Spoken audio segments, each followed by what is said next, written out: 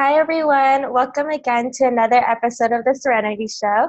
Today, I have Dr. Laleh Mehrrafiee with me today. She is a dentist who graduated with her bachelor's in 2.5 years, which is amazing. And not only that, she was Summa Cum Laude when she graduated from USC Dental School, and all of that happened before the age of 24.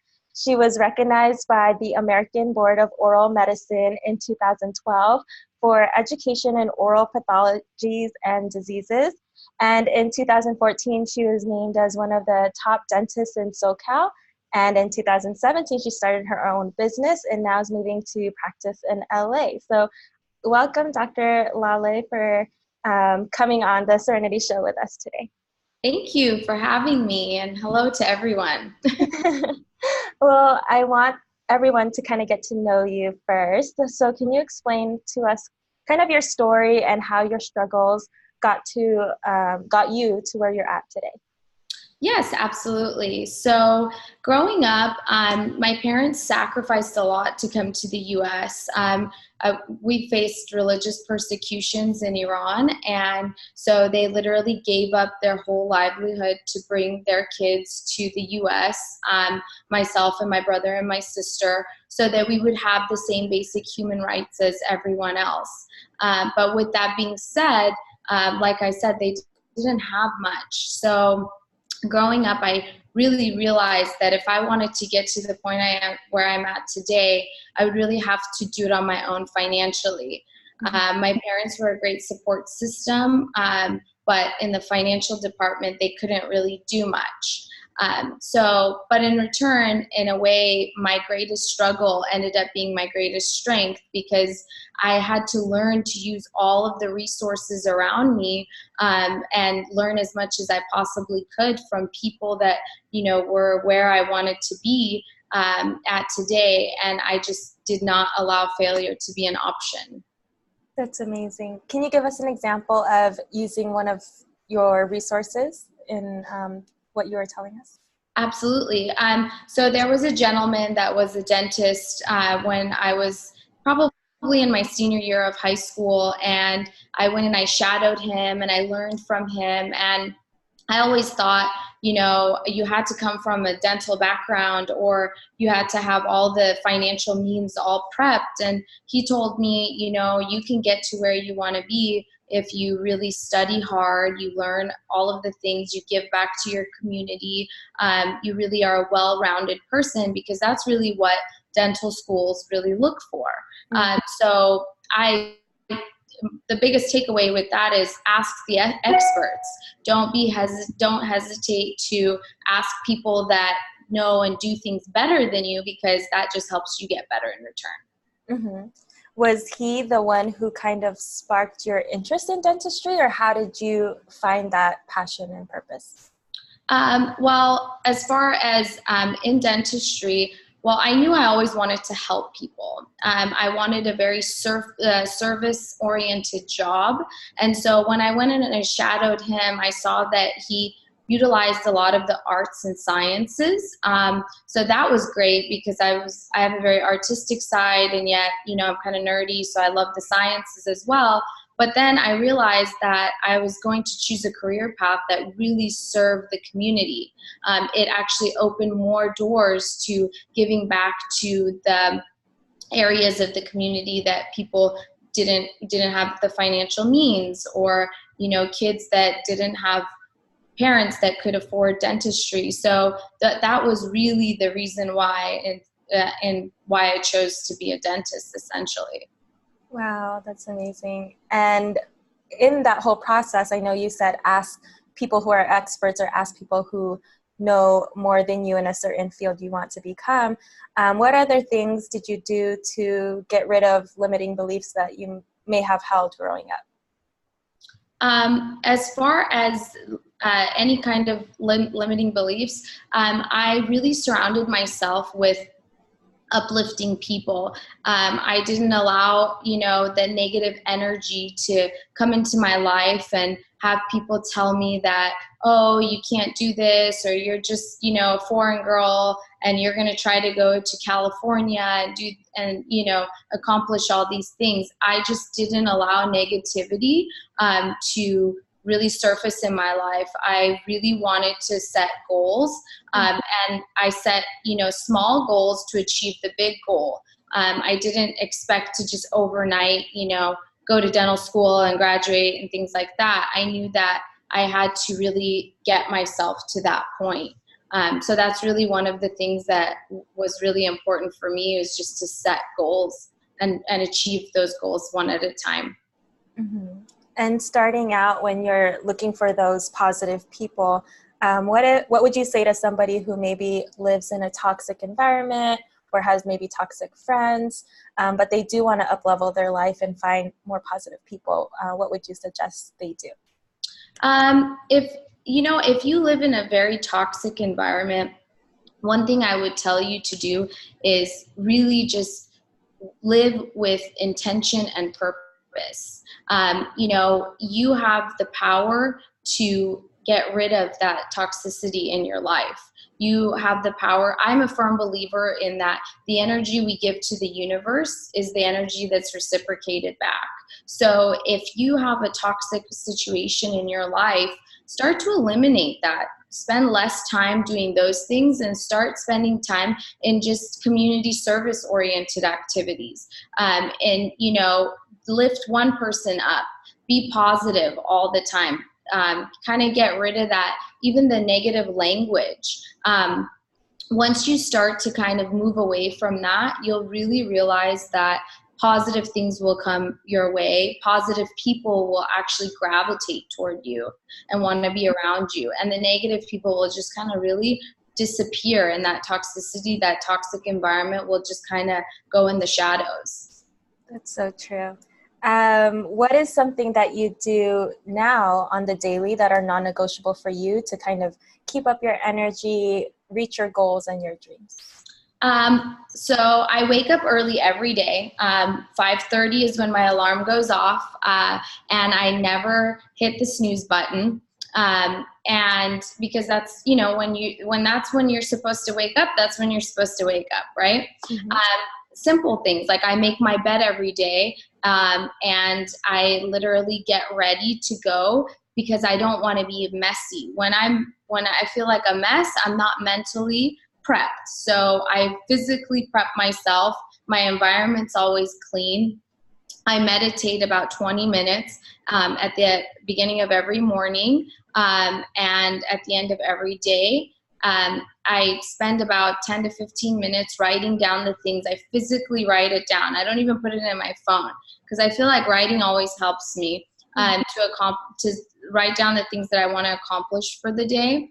I tell myself positive affirmations. I know that might sound silly, but I literally give myself positive affirmations before I walk out the door. I also read for my mental health, and I work out a lot too, just for my physical health. I feel like to be a really well-rounded person, we have to really tackle all the facets of our life. Mm-hmm. And how did you create that morning routine for yourself? Was it you just one day woke up and decided you wanted a better life, or you kind of just grew up this way? I read a lot of books. If I were to sit here and say I made that up on my own, it would be a lot, right? Mm-hmm. And so, I read books on what successful people do. I read books on people that were where I wanted to be. And so from each book that I read, I took a little bit of information, and I kind of just created a list of my own from all the books that I read. And that's honestly, I can tell you that if you read and, expand your knowledge base, that's the best thing you could do for yourself. You will naturally create a routine for yourself, and you won't deter from it. Yeah, that's so good. That's how I kind of came up with my morning routine as well, because none of us are really motivated to wake up in the morning if we had no reason. Right? And with all those books and podcasts you probably listen to as Absolutely. well. And I met you and saw you at an event. What do you do now in terms of when you hit roadblocks or difficult times, despite all the positive work you've been doing? Absolutely. So that's inevitable. Roadblocks are always going to be there. That's how we grow, right? So when I hit a roadblock, I always go back to the drawing board, right? I physically have a whiteboard in my office, and I go back to the drawing board and I look at my overall goal that I have set. From that, I look at the roadblock that's also presented in my life. And I do things like I said, I ask the experts. I ask people that I know probably have gone through the struggles, and I ask people that are in a much better place in their life. And so I get guidance all the time. I'm a learner. I'm like a sponge. I'm like, give me all this information. And then in turn, I give it to people when I can as well. So then I create small goals that will combat that roadblock. Because if we try to take a leap and just try to solve everything in like a snap of a finger, it doesn't work. We have to do things in increments to really get to that ultimate goal that we want and to eliminate the roadblock. Mm-hmm. And that's perfect, because I think in this day and age, everyone wants instant gratification, and that's where the stress and anxiety comes in. Yep. So what do you do now I know you're a dentist and you're moving to LA. Is this part of your business? Yes, this is a part of dentistry for me. Just moving, I'm moving from Orange County to LA. Okay. So what are you going to do now here in LA to inspire and help other people? Well, I live a very spiritually centered life. And so for me, service is not just in dentistry. Service is every single day. It's every single person you encounter. And so I know that for me, I am always responding to any questions on my social media. I have a very open door policy, if for lack of better terms, in that, I listen. I'm a great listener, and I give back feedback where I think, would benefit people. So I know that it's sometimes intimidating if we're not quite where we want to be, but I really try to eliminate that sense of intimidation for anyone that would want to reach out to me and speak to me, and even set up a one-on-one, grab coffee and talk about things that we can do to really change their life. Mm-hmm. And that's really beautiful, because when I saw her speak at an event and I just followed her on social media, the instant thing in my heart, I was like, oh, I don't even know if she's going to respond to me. But here she is in the interview, and I really appreciate you coming on and, responding, because not everyone has that open mind. Once they get up there, they kind of forget about everyone else in a sense. But I love that attitude and personality of you. Thank you. Yeah. So the last question before we somewhat end the interview is, this whole call is about moving people from their struggles into their strength, which you explained how you did and what you're doing now to help others do that as well. But how would you say people can move into serenity, and what does serenity mean to you? So serenity in its literal term for me means you keep your composure and calmness. For me, it's a place of peace. I feel like everyone in their life wants to ultimately achieve peace, because with that peace comes happiness. And it's really ironic that, at times we live in chaos because we're trying to achieve that peace. All I can say is that, take everything a day at a time. Just don't give up, because in the world we live in today, and I always tell this to anyone who seeks advice from me, in the world we live in today, there's just an utmost amount of resources. And so anytime you feel like giving up, not achieving that goal, not conquering your dreams, just remember that you have everything at your disposal. You just have to go out there and get the information to achieve your ultimate peace and happiness. That's so beautiful. And I love asking that question because even though serenity does mean peace in the sense, everyone has a different answer. So Absolutely. it's amazing. Awesome. Before we end, I just want to ask you how people can connect with you, how can they support you, or even reach out to you? Awesome. Yeah, absolutely. So I am very active on my Instagram, which is Dr. Laleh. The doctor is spelled out, and then my first name Laleh. And then I also, that is also linked to my email. I do respond to every email. I respond to every message, direct message that's sent to me. That's, if anyone wants to reach out and get any guidance from me.